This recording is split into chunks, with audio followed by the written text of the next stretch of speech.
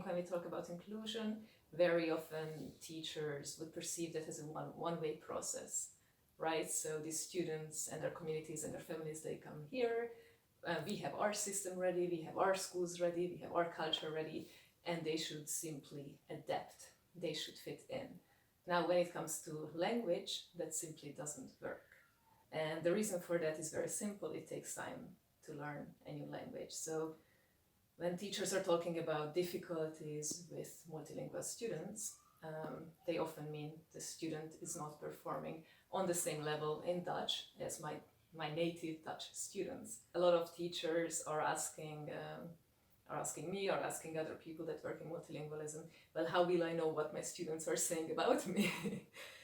I mean, I think we have all been students. We have all said nasty things about our teachers, and mostly it was in a language they could have understood, right?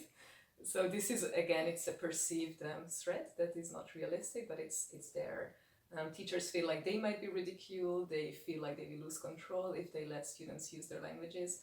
Whereas from my experience, when you let students use their languages, when you create a respectful and open school culture that allows for that, the students understand the trust that you give them and they don't abuse it. Quite on the contrary, they actually become more and more cooperative, they become more respectful themselves because they feel respected. There are two sides to that. One of them is my own personal experience. So I also studied in a German-Hungarian bilingual setting where we were expected to speak and to understand German.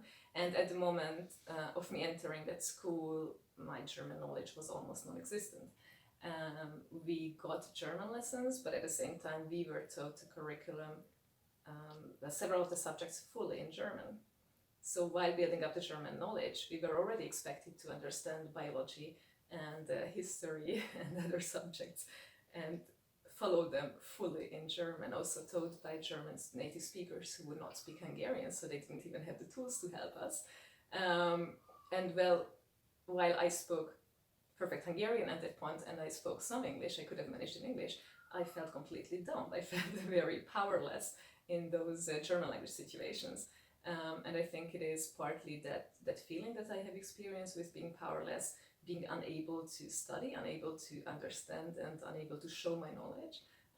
The other side of the story is that I was very lucky to be part of a team that has set up a very special multilingual bilingual school.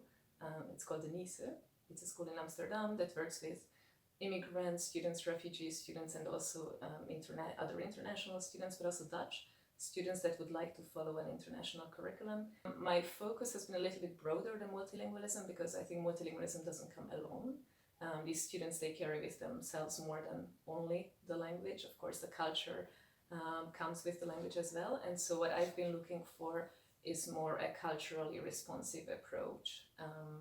And that is what I specialize in today as well. So I give trainings in culturally responsive teaching.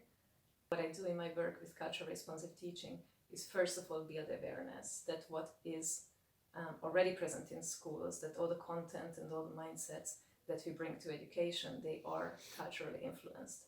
And in culturally responsive teaching, we use the term funds of knowledge.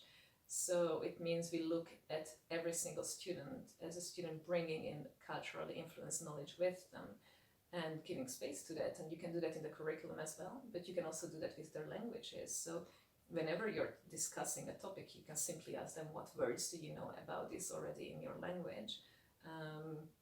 We also used to work at my school. So this is something that I have developed and that I've consciously implemented. We worked with the word lists.